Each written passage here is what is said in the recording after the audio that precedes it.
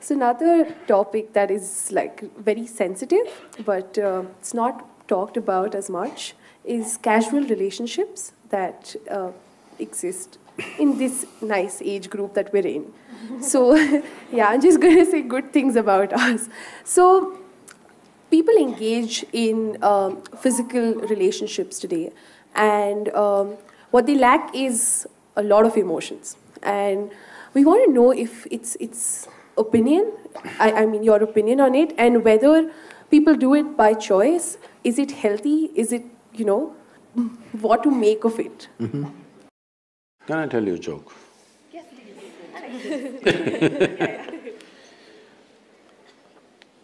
There was one Mrs. Bhatia. No Bhatias? I could change the name. There was one Mrs. Bhatia who was having her 50th wedding anniversary. They had a wedding anniversary, and the next day she filed for divorce. The judge saw the divorce petition. He was also a good family friend. So he called her and he said, "Why you want to divorce your husband? He's such a sweet little thing. Why do you want to divorce him? On what grounds you want to divorce him?" She said, "He's not been faithful to me. He's been cheating me." How do you come to this conclusion? Just yesterday you had your 50th wedding anniversary, you were fine yesterday, how do you conclude this? I got little nostalgic and started flipping through the photo album. Then I saw none of my 5 children resemble him.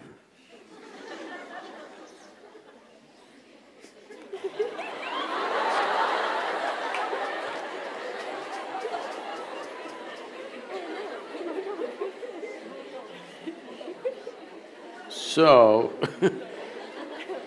right now, do you remember how your great-great-great-great-great-grandmother 10 generations ago looked like? You don't.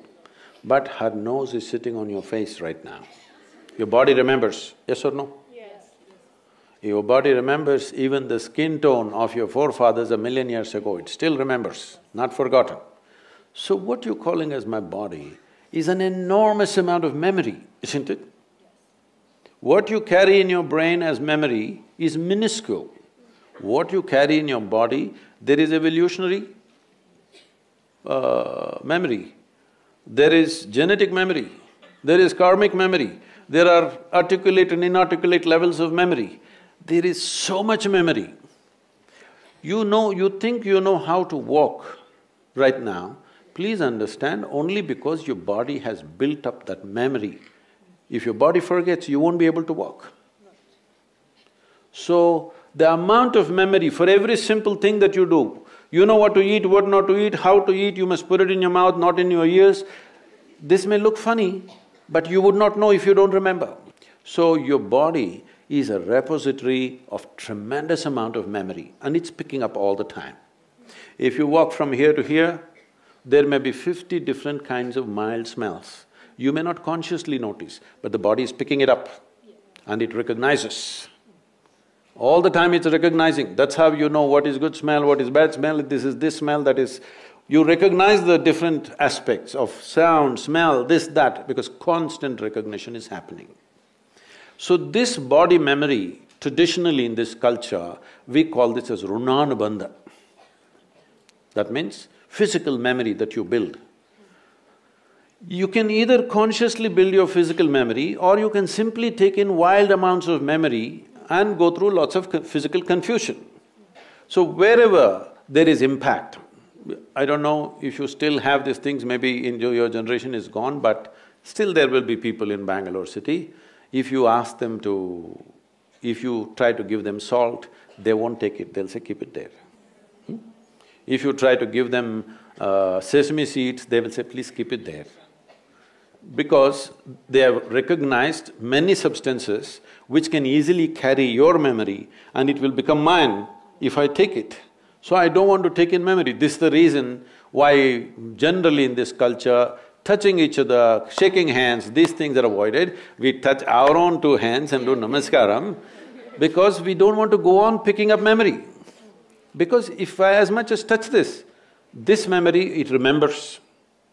You try this with 4 of your friends, you touch their hands.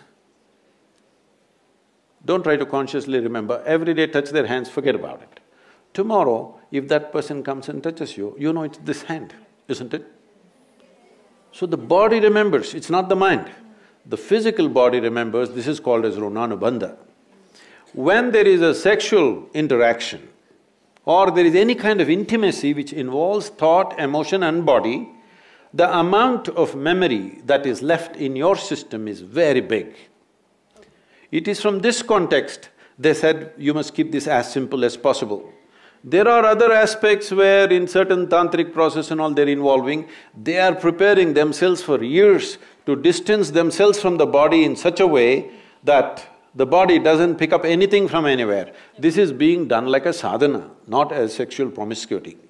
So, the question is not of morality, the question is of what is it that you want to do with yourself in your life. If you want to be in such a way that in your life, your inner intelligence will be the most dominant thing in your life, not your physical body, then you must keep the body's memory as simple as possible. This is why simple types of food, people go into very simple kind of food, not complicated. Even now, I eat 1 meal a day and I eat only 1 item in the meal. I won't eat 10. I may eat all of those things another day, but today I'll eat only 1 item because it makes a huge… Just experiment and see, don't go by what I'm saying. Just experiment and see, especially when your examination time comes, eat simple food and see what a difference it makes for your intelligence, how it functions, how alert you are, everything. So, what is it that you're trying to build yourself to? Do you want to build yourself to be a sexual supernova? Or… No, I'm saying some people may have that intention, that's up to them. But what is it that you want to do with your life is something that you must decide. If you have decided that, it's very, very important that you don't unconsciously pick up enormous amount of memory because this will lead to…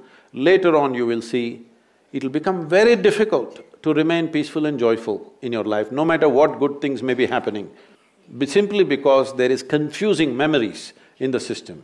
When something else of similar nature comes, the body goes into a turmoil of confusion. It may not translate into your mind, just physically it will go on. So, it's a choice that one has to make. It's not a question of morality, it is a question of living sensibly.